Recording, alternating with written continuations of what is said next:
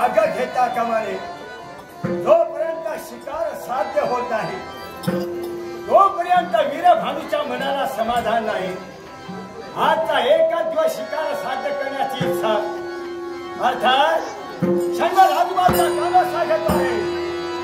एक काही शिकार माझ्या नेत्रा समोर दिसत आहे.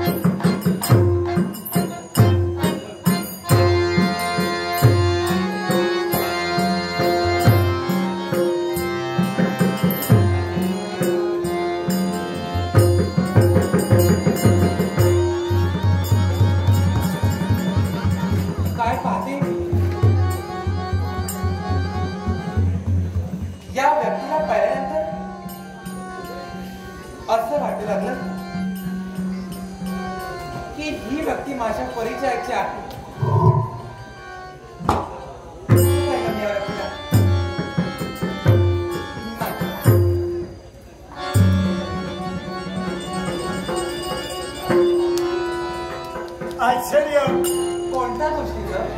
या घनदाट अरण्यात शिकार साध्य करण्याच्या हेतून आज अरण्यामध्ये प्रवेश केला.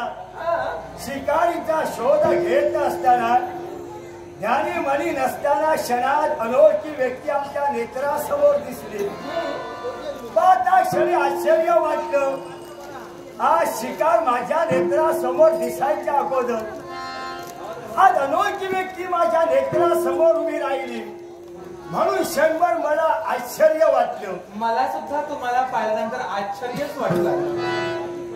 मला पाहता क्षणी आश्चर्य वाटलं. पण शिकार साध्य करण्याच्या हेतून ज्या राजकर्त्यानं अरण्यात प्रवेश केला मग अशा अरण्यात माझ्या समोर याच अरण्यात प्रवेश करणारी आपण व्यक्ती. नाव माझं चंद्रमुखी. चंद्रमुखी. याच अरण्यात मी वास्तव्य करते. आपण कोण? या अरण्यात वास्तव्य. याच अरण्यात वास्तव्य. याच अरण्यात वास्तव्य करते. आतापर्यंत केव्हा पाहिलं नाही.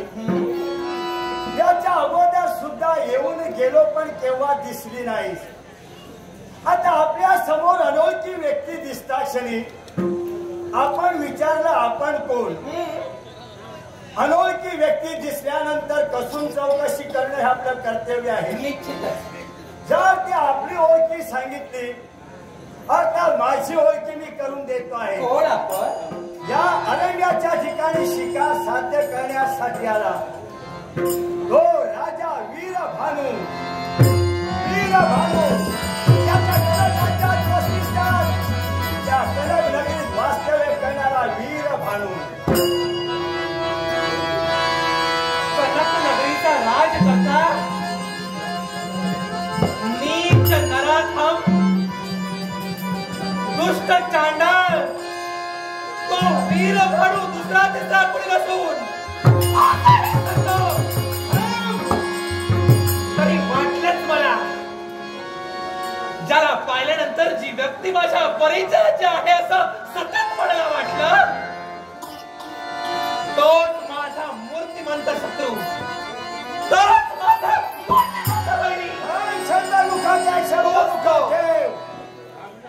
मला सांग काय? मी आपल्याला याच्या अगोदर केव्हा पाहिलं नाही. मला तू केव्हा पाहिलं नाही. आता कुठे या अरण्यात एकमेकाची भेटावेळ होते आहे. आपुलकीनं एकमेकाची चौकशी केली. नको तुझी आपुलकी. मग आपुलकीनं चौकशी केल्यामुळे मी माझं नाव सांगता क्षणी क्षणात तुझा राग वाढला.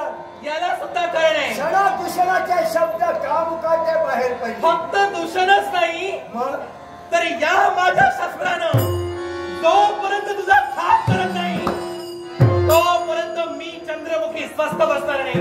चंद्रमुखी मला तू ओळखलं नाहीस. घात कोण कुणाचा करतो.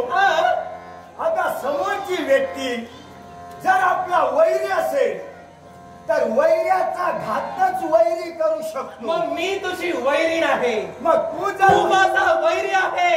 तू जर माझी वैरी आहे मी जर तुझा आहे असं तू म्हणतेस म्हणून निश्चितच मी म्हणत नाही तुला.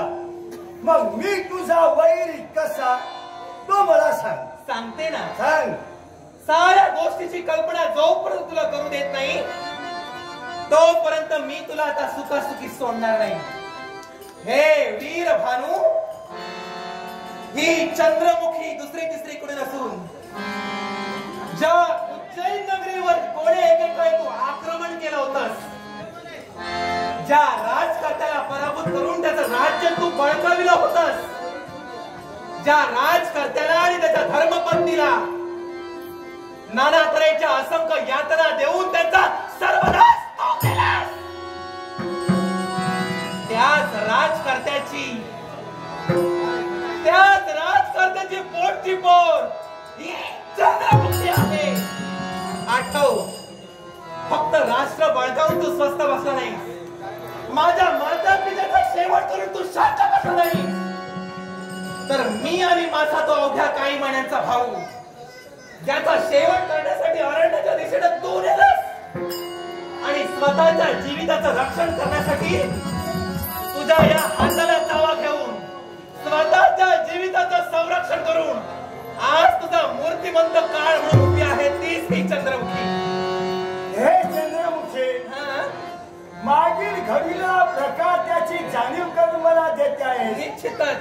पण तुझ्या मुखात शब्द बाहेर पडले, ज्या राजकर्त्याला मी देशोधरीला लावला, ज्याला जीवनात अनंत यातना मी दिल्या, क्षणभर स्वतःच्या स्वार्थासाठी मागचा पुढचा विचार केला नाही, मग जो प्रकार ज्या राजाच्या बाबतीत मी घडविला नाही म्हणत नाही, पण त्यावेळी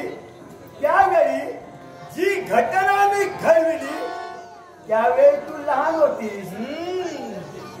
म्हणूनच तर माझ्या डोळ्यात एक सारा प्रसंग घडवून सुद्धा मी लहान असल्या कारणाने तुला काही बिघडवू शकले नाही. पण आता मी तितकी लहान राहिलेली नाही. मी माझ्या सुडात एवढे मोठे झाले की जोपर्यंत सर्वांगाचा जो सुडाग्नी केलाय, या सुडाग्नी जोपर्यंत तुला जाऊन खाक करत नाही, हे चंद्रमुखी, सहजा तुझ्या मुखात शब्द बाहेर पडले, कारण वीर भानूचा शेवट केल्याशिवाय तुझ्या मनाला समाधान नाही समाधान लाभणार. पण एक लक्षात ठेव, काय मागील इतिहासाची आठवण तू करून दिलीस म्हणून सांगतो आहे. जीवनात काय घडविलं, काय केलं, राजाच्या जीवनात काय प्रसंग घेतला, तो प्रसंग काय निर्माण केला, याची तुला जाणीव आहे. निश्चितच. होय ना? पूर्णपणे कल्पना आहे मला.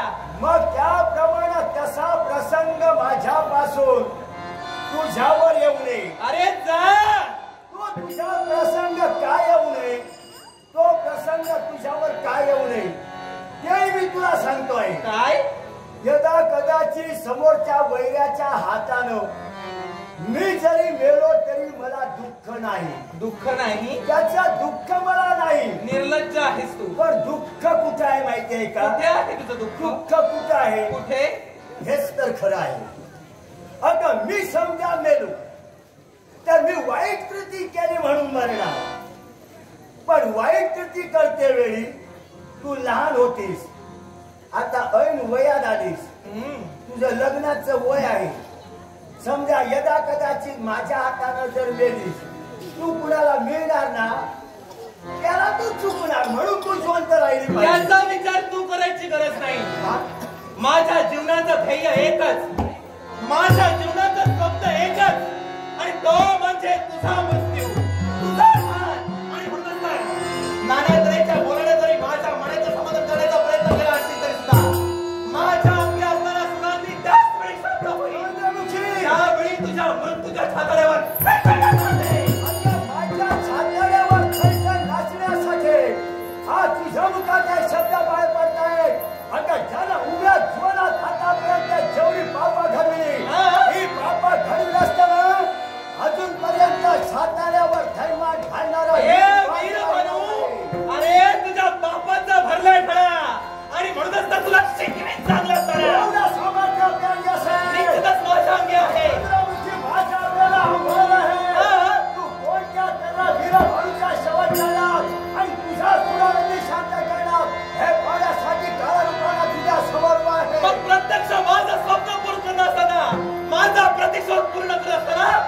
जसं मी तुझ्या हातून मरण जरी आलं तरी पकडेन, पण शेवटपर्यंत तुझ्याशी झुंज देईन, मृत्यूला थांबणार नाही आणि माझा प्रतिशोध पूर्ण करत नाही. मृत्यूचं आहे ते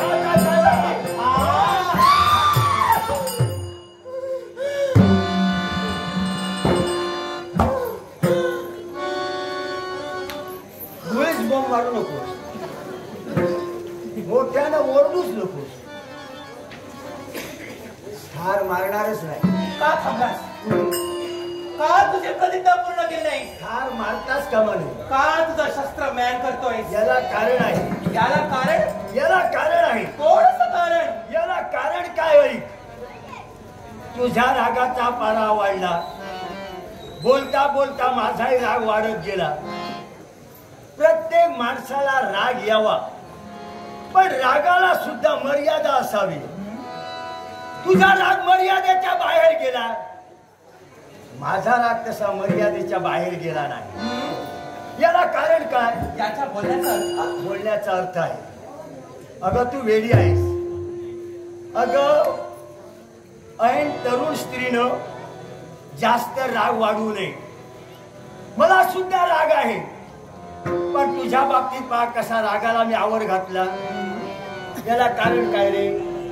त्याला कारण आहे का? आता समजा हिला ठार मारली, तरुण स्त्रीची हत्या करणं हे योग्य नाही. कसं? कारण आता तिचं लग्नाचं वय झालं, देखणी आहे. आता तिला जिवंत का ठेवतो? कारण ही आज ना उद्या केव्हा तरी दुसऱ्याला मिळणार. आता समजा जीवनात ती दुसऱ्याला मिळायच्या अगोदर आपल्याला मिळाली तर भाग्यवंत नाही. बरोबर की नाही? भाग्यवंत. म्हणून मी तुला ठार मारणार नाही. मला ठार मारणार नाही? नाही ठार मारणार. तर काय करायचं ठरवलंय तू? एक काम कर, हळू बोल आणि मायेनं बोल.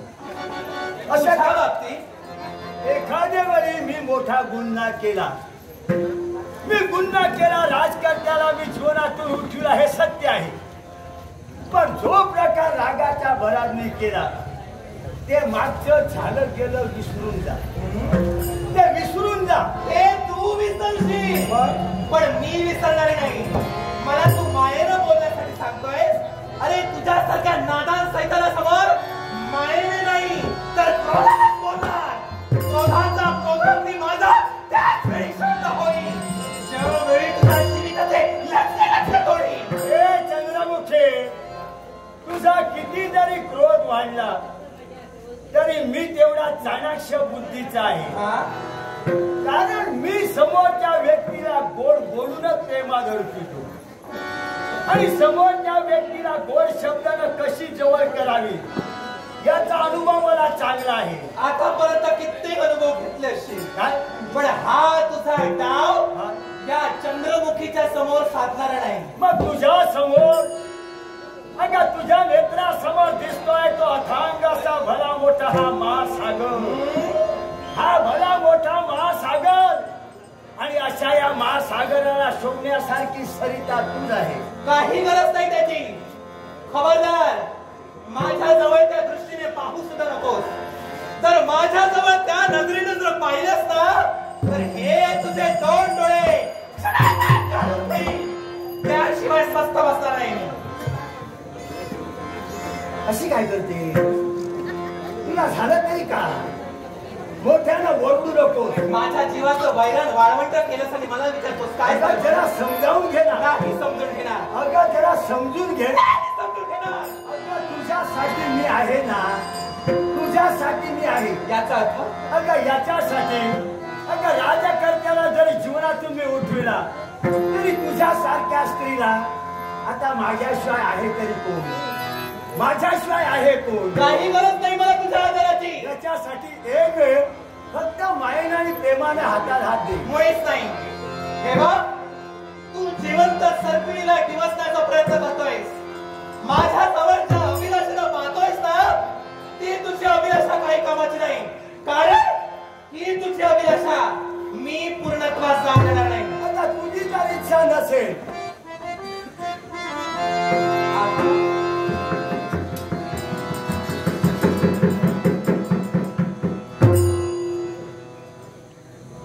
संपले पराक्रम तुझे. अगं शस्त्र तुझं पडलं भूमीवर, पराक्रम माझे संपले नाही. तुला काय वाटलं? मग माघारी जातोयस का? माघारी जात नाही. मग सर्वांना सांगायला नको पुढे काय करणार ते? काय करणार आहे? आणि तुला काय घडविणार ते कळणार कसं? काय करशील? काय करशील? तुझ्या सैन्याला सांगतोय? अगं सैन्याला म्हणजे मी माझ्या साऱ्या सैन्याला इशारा केलेला हा, आणि सारं सैन्य सुद्धा सुसज्ज आहे. तुझ्यातही तुझं किती जरी सैन्य असलं ना तरी तुम्हाला सगळ्यांना पुरून उरणारी व्यक्ती ही चंद्रमुखी आहे. म्हणजे तू माझ्या शब्दाप्रमाणे ऐकणार नाही. माझ्या शब्दाला होकार देणार असं अथांग सागराला ही सरिता मिळणार नाही. मिळणार. नको मिळू दे. तरी पण मी तुला कशी माझ्या मिठीत जवळ घेणार ते पहा. काय कशी घेणार ते पहा. काय तुझी हिंमत? सरिता मिळते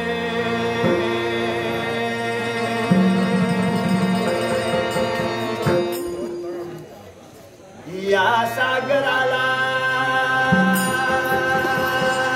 या चांगल्याची किंमत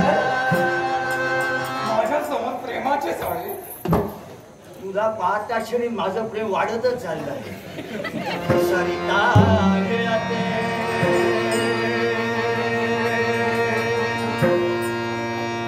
या सागराला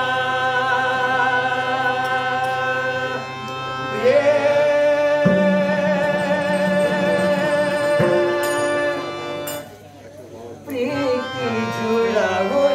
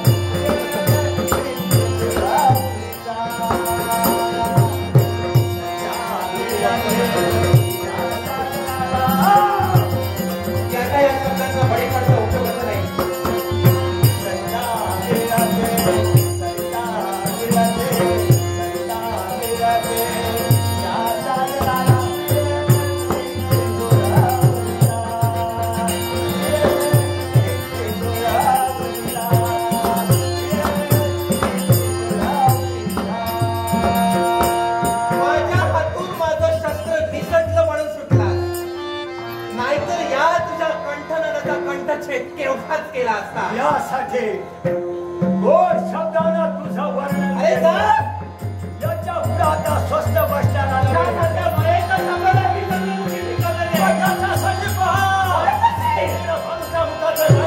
शब्द हे भाषण काकाचा सैतान तो ज्या कारुण्याचा यमनाचा फायदा घेण्यासाठी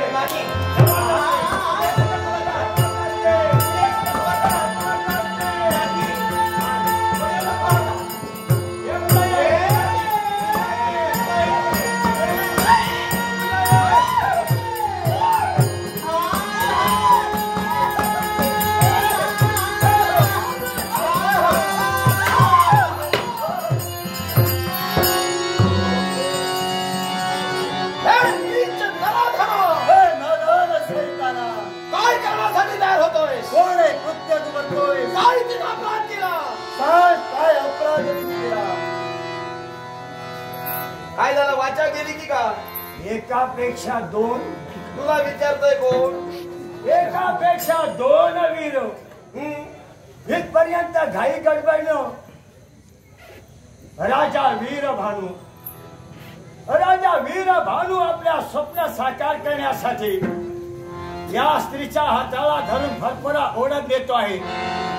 मी केव्हा माझ्या स्वप्न साकार करणार एवढ्यात तुम्ही दोन युवराज. स्वप्न साकार होय म्हणजे हे तुझं स्वप्न होतं?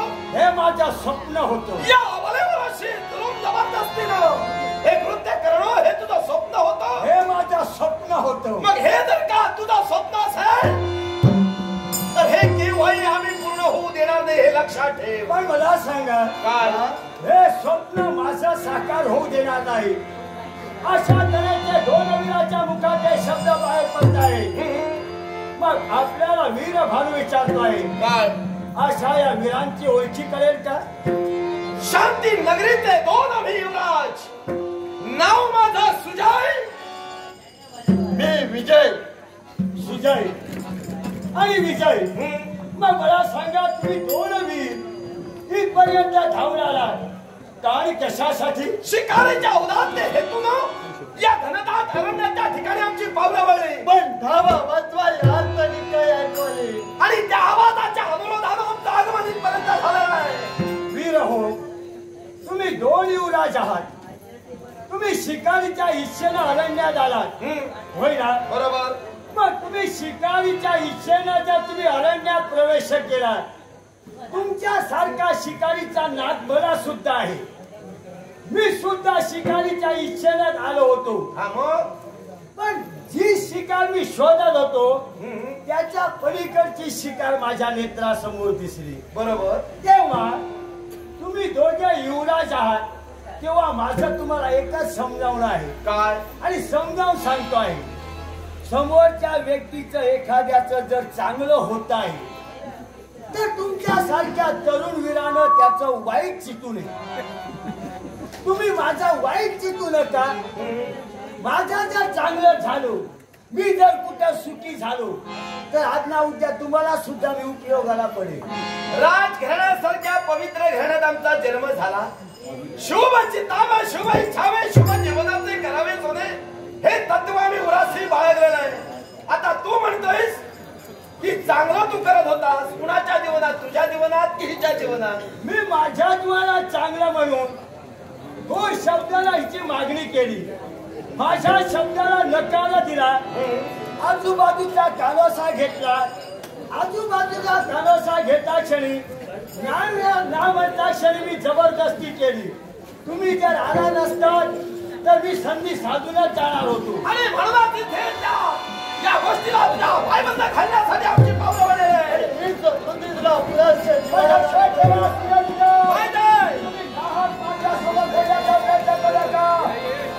तुम्ही मृत्यूला आवाज देण्याचा विचार करा. या हवालेचं रक्षण करत असताना जर का बरं नावाच आहे तर ते बरं तुझा विभाग्याचा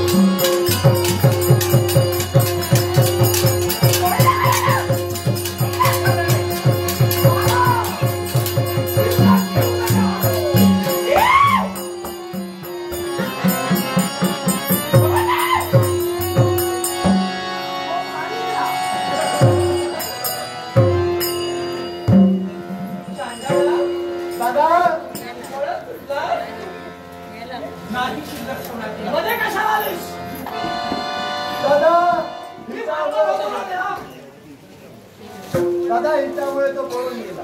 मग त्यामुळे होय अर्थातच तुझ्या बरोबर तू आवाज करायचा आवाज खाली सावधान तोंड सांभाळून बोला तुम्ही. शाबास दादा. त्याचा घात करण्यासाठी मी मध्ये आले म्हणून सांगता अशी काय हे काय होते माहितीये का? चोराच्या उलट्या बोंबा वाचवायला हिला आम्ही आलो. आभार मानायचे सोडून तावा तावाने भांडते.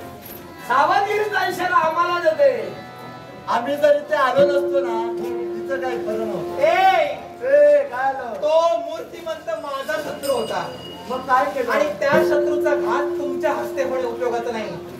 तो माझ्या हातूनच मारायला हवा. आणि म्हणूनच तर हातून निसटलेली तारडी पुढच्या हाती घेतली आणि एका घामात त्याचे 2 तुकडे करणे एवढेच केले. नाही ना जमलं. तुमच्या दोघांची अडचण झाली मला. काय? मग याच्या पूर्वी त्याच्याशी कदाचित तुझा संघर्ष झाला असेल पण त्यावेळी तुला जमलं नाही. आता हुशार काय मारतेस? दादा हे अशी रस्ता ती लोक यांच्यावर गेलेले उपकार यांना दिसतच नाही. आम्ही जर इथवर आलो नसतो तरी शिल्लक कुठे राहिली. तेच ना पोपटासारखी पोपटपंची करायला तुमच्यासारख्यांना सांगायला नको. अरे तुझ्या आधी देहात काय आणि तू त्याचा शेवट करणार आहे. तो पळून गेला. म्हणजे काय करणारच होतो. जरा थांबा. श्रीमान सत्यवान राऊळ या सद्ग्रस्तांनी माझ्या कलागुणांचा गौरव करून हे बहुमूल्यचं 200 रुपयांचं बर्तन श्रीमान सत्यवान राऊळ या सद्ग्रस्तांचे मनपूर्वक आभार मानते आणि या पारितोषिकाचा आदरपूर्वक स्वीकार करते. आदरपूर्वक स्वीकार. नाटसगाव सांगून शेवटी हे पहा कदाचित ही वेळ तिची असेल. आपण समजून घेतलं पाहिजे. जरा क्षमा करा मला. क्षणभर माझ्या रागाचा पारा चढला असं म्हटलं तरी काही हरकत नाही. कारण ज्या माझ्या शत्रूला मारण्यासाठी मी आंधळी झाले माझ्या समोर कोण करते मी काय याचं मला भान राहिलं नाहीये. आणि म्हणूनच तर क्रोधायमान होऊन त्या माझ्या शत्रूचा राग मी तुमच्यावर काढला. पण खऱ्या अर्थानं आपण देव माणूस आहात.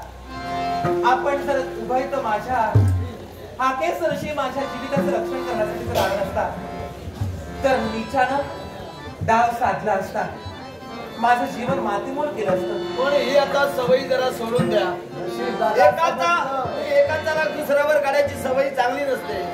परिणाम कदाचित वाईट घडतात. माझ्या जीवनात जो शत्रू आहे ना तो शत्रू जर मूर्तिमंत तुमचा शत्रू असताना तर तुमच्या सुद्धा क्रोधाचा पारा असाच चढला असता.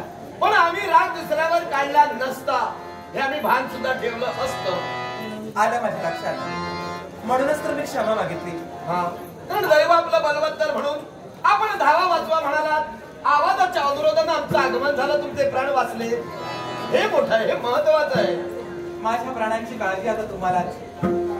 म्हणूनच तर माझ्या जीविताचं तुम्ही रक्षण केलात. माणूस किती धर्म आपले उपकार मानावे तेवढे हरकत नाही. असू दे. अरे बापरे दादा हा प्रकार का? अरे बापरे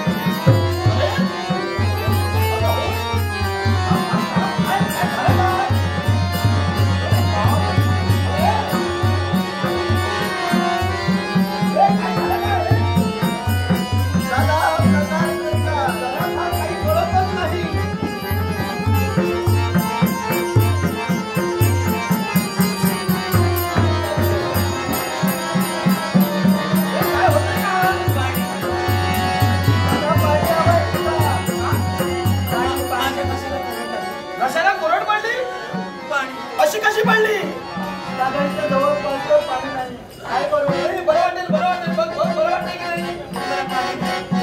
पाणी अरे बापरे. आता विजय अरे दादा आजूबाजूला कुठे हिरवळ दिसत नाही. आता पाणी नाही.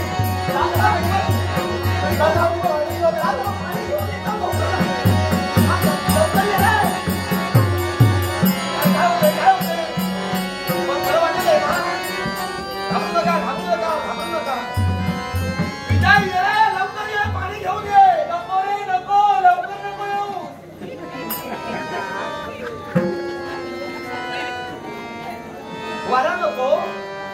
वाऱ्यावरून शुद्धीवर आलीस की काय? पाणी नको? पाणी नको.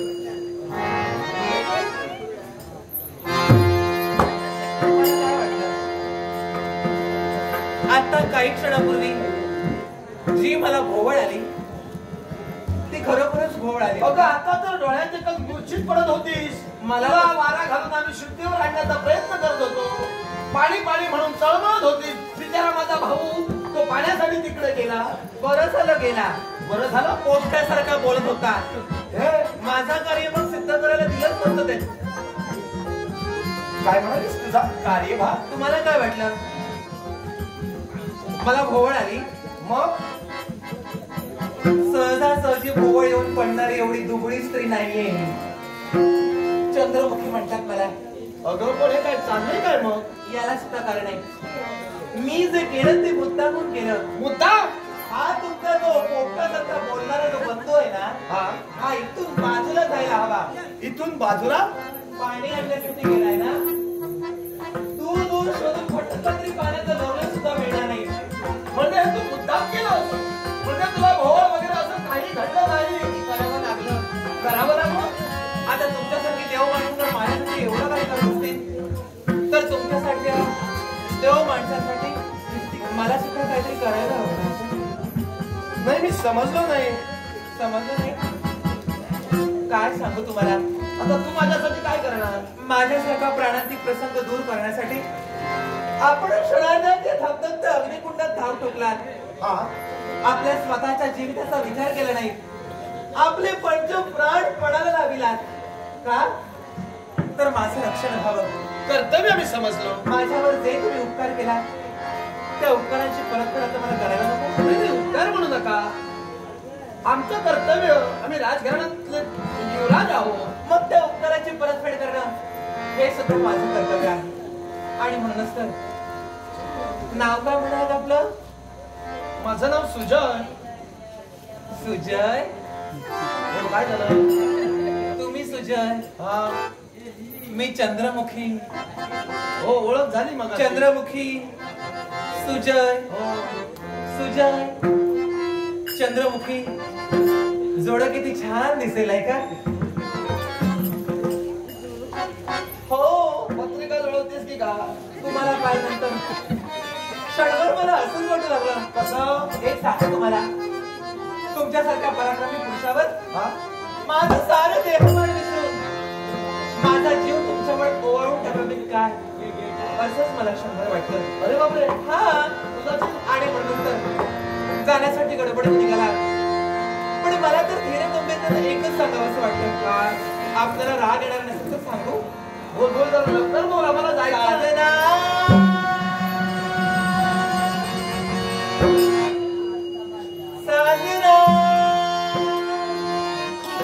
आता वाटतं वारा मला घ्यावा लागतो.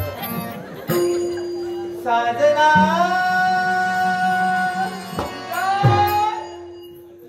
मिळालं का? साधना. हो कुठे जाताय? मी त्याला बघतोय. जरा थांबा ना. कुठे गेला तो? असं त्याला कुठेतरी अरण्यात हरवेल तर आई मला ओरडेल. तसं हरवणार नाही. तो दुसऱ्यांना हरवेल. नाही नाही नाही.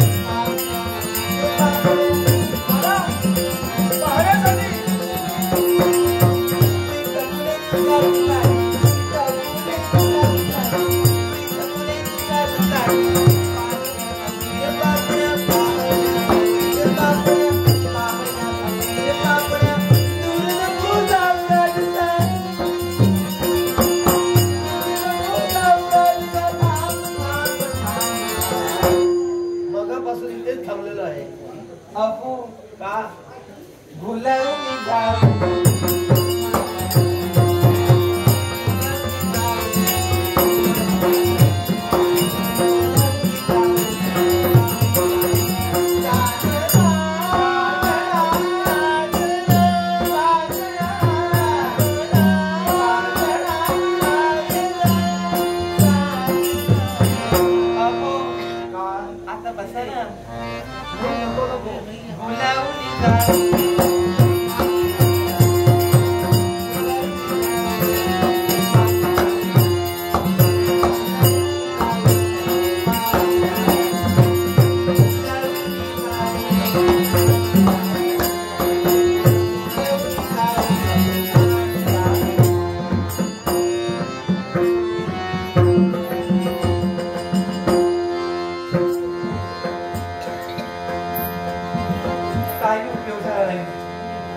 ओठाच्या पकडीतून बाहेर पडणाऱ्या भावना, या भावनांचा जर सर्वस्व विचार केला असेल, हे चंद्रमुखी क्षणार्धात कोण माझ्याही मनात असे विचार कसे काय येऊ शकतात?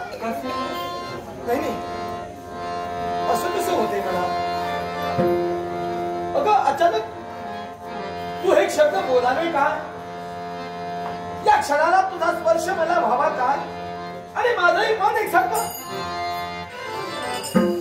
एवढी काही नको. नाही म्हणूनच मी माझ्या मनाला आवर घातला, पण शेवटी आवर घालणाऱ्या मनाला तरी किती ताकद ठेवावं हा सुद्धा मोठा प्रश्न आहे. मग काय ठरवलं तुम्ही?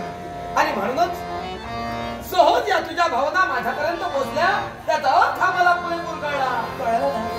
अगं क्षणार्धात प्रथमच माझी नजर तुझ्यावर पडली, असा हा विचार माझ्याही मनात येऊन गेला, पण तो पुन्हा आता मनात स्थित झाला आणि माझं मन मलाही सांगू लागलं. काय सांगलं? आता तू काही जास्त बोलण्याची गरज नाही. आता पुढे एकही शब्द तुम्हाला सांगण्याची गरज नाही. तुझ्या मनातील साऱ्या भावना, तुझ्या मनाची तळमळ ही मला कळलेली आहे. खरे शब्दा वाचून कळले आहे.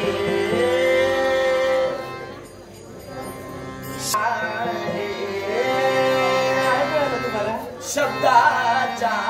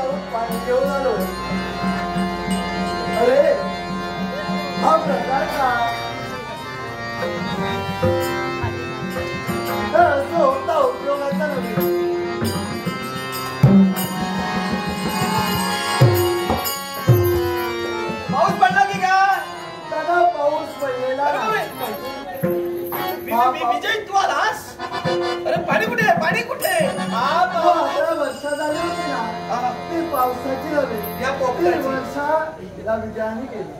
काय? ए तू गप्प बस. मी माझ्या दादासोबत बोलतोय. मध्ये मध्ये ढवळाढवळ करू नको. याला सांगा होय ग त्याची बोलताना बोबडी वळते आणि मला बोलतोय. ए बाई विजय, आता तू त्या क्षणाला आलास, जे दृश्य पाहिलंस, आता खोटं काय बोलायचं?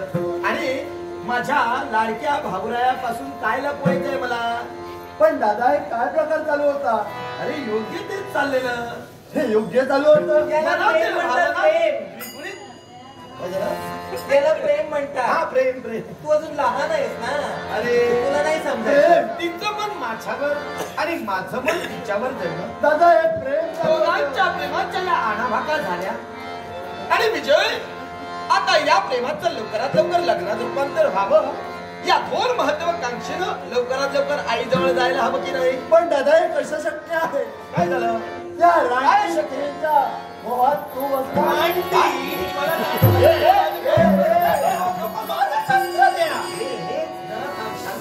आवाज मी बोलतोय ना, तू कशाला अखंड तांडव करतोय? मला सांगा हा. हो जरा थांब. दादा या रानटी स्त्रीच्या मोहात पड. अरे असं बोलायचं नसतं. अरे रानटीला रानटी बोलायचं काय बोलू? जरी असली तरी ती एक माणूस आहे, त्यामुळे माणसानं माणसाप्रमाणे वागायचं असतं. विजय, आता ती एक रानटी म्हणालास, पण आता रानटी राहिली नाही. जिथे या तुझ्या भावरायावर तिचं मन दडलं, प्रेम घडलं, तिथे अरे होणारी तुझी वहिनी आहे. नाही दादा, ही माझी वहिनी नव्हे. तिचा विचार मी माझ्या जीवनात केव्हाही करणार नाही. अरे मला वहिनी म्हणून नकोय. अरे असं काय? मला हिचा नाद सोड. काय? ही आमच्या राजा घराण्याला योग्य नव्हे. नाही नाही, होय दादा. घराण्याचा विचार तू करू नकोस. मोठा भाऊ तुझा आहे मी. अरे मोठा या नात्यानं पूर्णपणे माझ्या घराण्याच्या प्रतिष्ठेचा, घराण्याच्या प्रतिमेचा, माझ्या कुलाच्या स्वाभिमानाचा सुद्धा विचार अरे मला सुद्धा आहे. त्यामुळे आता घराण्याचा विचार करत बसून इथे असं बडबडण्यापेक्षा आता आपण लवकरात लवकर आईपर्यंत नाही जाऊ. दादा, आई जवळ लिहिता जाता उपयोगाची नव्हे. कसं का? ही स्त्री आहे ती एक रानटी स्त्री आहे. ए. रानटी घराण्यात येता जन्माला. विजय, खबरदार. मी तुला समजावून सांगण्याचा प्रयत्न करतोय. पुन्हा पुन्हा रानटी स्त्री म्हणून तिचा अपमान घडवलेला मला आवडणार नाही. मग दादा तुला वेळ झाला बस. पण दादा एका काळ पक्षाला मयुराचे पंख लावले म्हणून तो शेण खायचा सोडत नाही. दादा तत्वात घेतलीची आहे. ही रानटी स्त्री आहे, ती रानटी आणि रानटीच राहणार. म्हणजे आता अरे वेड्या, तिनं तुझ्या भाऊरायावर प्रेम केलं म्हणजे तो गुन्हा कोणताही अपराध चुकीचं केलं नाही तिने. आणि मी सुद्धा तिच्यावर प्रेम केलेलं आहे. त्यामुळे या प्रेमाचं रूपांतर नात्यात मला उतरायचंच आहे. मला लग्न हिच्याशी पण दादा हे मी कदापि येऊ देणार बरं, नाही. पण तुझा काय संबंध? लग्न मला करायचं आहे. आणि त्याच संबंधानं तुला सांगतोय दादा. अरे तू जर हिच्याशी विवाहबद्ध झालास तर ते माझ्या घराण्याला, माझ्या प्रतिष्ठेला डाग आहे तो. विजय! तो मी लागू देणार नाही. तो नाही. कदाचित भानावर राहून तू बोलत नाहीस. अरे तू तुझा घराणा म्हणतोय, ते माझा सुद्धा घराणा आहे. मी मगा तुला प्रथमच म्हणालो, घराण्याचा विचार, प्रतिष्ठेचा विचार मला आहे. आणि जीवनात आता घेतलेला निर्णय मी बदलणार नाही. माझ्या शब्दासाठी चंद्रमुखीशीच मी लग्न करीन, हा माझा ठाम निर्धार आहे. अरे हातला निर्धार मी कदापि पूर्ण होऊ देणार नाही. कसा काय संबंध तुझा? तो प्रभात इथवर घडेल, तो प्रभात घडविण्यासाठी मी सिद्ध होईल. म्हणजे पण हिच्याशी तुझा विवाह कदापि होऊ देणार विजय शब्द माघारी घे. कदाचित जर का त्या माझ्या नात्याला विरोध जर का तू प्रथम केला तर तू माझा भाऊ आहे हे मला विसरावं लागेल. अरे वा दादा, अरे आता आलेल्या स्त्रीपोटी आमचं भावाचं नातं तू विचारतो. मग हे जर का नातं तुझ्या लक्षात आहे, मग का तू विरोध करतो? का नाही तुला वहिनी म्हणून मी दादा मानतो? हाच विरोध मी का करतोय त्या मुळाची कारण आहे. दादा कुठेतरी ज्येष्ठ चुकले असतील तर कनिष्ठानं ज्येष्ठांना मार्गदर्शन करावं आणि तेच मार्गदर्शन मी तुला करतोय. पण आता तरी या क्षणाला मला काही गरज वाटत नाही तुझ्या मार्गदर्शनाची. माझा घेतलेला निर्णय मला पूर्ण करायचा आहे. आणि तू तुझा निर्णय जो घेतला तो कदापि मी पूर्ण करू देणार नाही. माझा निर्णय जर का मला माझं लक्षात आहे, विजय खबरदार. पण दादा आता आलेल्या राजकीय स्त्रीमुळं माझ्यावर शस्त्र उगारण्यासाठी जे काही तुला सांगायचं असेल तू आईला जाऊन सांगू शकतो. मला विरोध कुठं जायचं आहे याचा निर्णय आई देईल. आणि तुला आईपर्यंत जाऊ मी देणार नाही. काय होय, म्हणजे काय करते? तो प्रभात इथे तू घडवण्यासाठी सिद्ध होतोय, तोच प्रभात मी देखील करेन. म्हणजे आपल्या मार्गातील काटाच्या पद्धतीनं दूर करावा तद्वत तुला सुद्धा मला दूर करावं लागते की काय? असं हवं तर समजू शकतो तो. मला विरोध करायचा प्रयत्न केला तर मला नाईलाज होईल की नाही? पण दादा तुला जर माझा इलाज विश्वास नसेल तर दादा तुझ्याशी विरोधा विजय देखील नक्कीच करेन. कोणत्या पद्धतीने? आहा, विनाश कुणाचे? अन्याय जगाचे.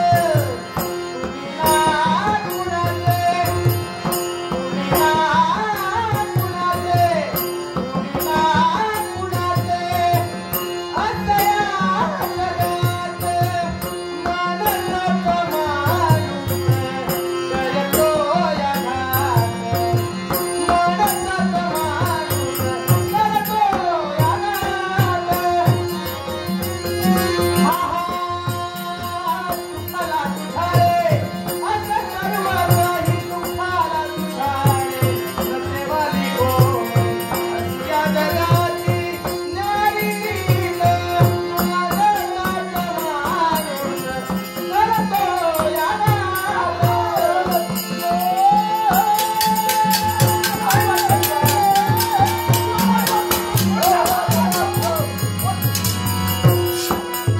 आता आपल्या ठिकाणावर आली. आता शुद्धीवर आलास. आता शुद्धीवर सांगा आला. होतं ना विरुद्ध लोकं म्हणून. दादा मी शुद्धीवर आहे, पण तू मला विसरलाय. एका रात्री स्त्रीच्या मोहाला पुन्हा लागून पुन्हा राजी. दादा मी त्रिवारीला रात्री बोलला. ते आहे ते बोलण्यासाठी मला लाज वाटत नाही. मला विरोध करणार? होय, मला विरोध करणार तो हिला मला. मी राज्यात घेऊन येतोय तर मला तू विरोध करणार? आणि हिला तू राज्यात कोणत्या रीतीने घडतोय हे विजयला देखील पाहिजे. जा रे विजय जा. दादा विजय करतोय पण लक्षात ठेव. जा. हा, तुमच्या नात्याला कधी तुझा दिला नाही. त्यात विरोध करीत जा. काही सांगणार होय. जा रे. जा रे, कोणत्या पद्धतीनं? मलाही पाहायचं आहे. चंद्रवती हे काय भलतंच घडलं. घडलेला प्रकार डोळ्यासमोर आहे. त्याला माझा एवढा राग आला असेल. तू वाईट वाटून घेऊ नकोस. त्याची क्षमा मागायला तयार आहे मी. आता वेळ गेली, तो संतापलेला आहे, पण माझा भाऊ आहे. जरी आता संतापला राज्यात जाऊन शांत होईल. आता वेळ न दवडता लवकरात लवकर आईपर्यंत जाणं इष्ट आहे. कुमार विनायक परमेश्वर.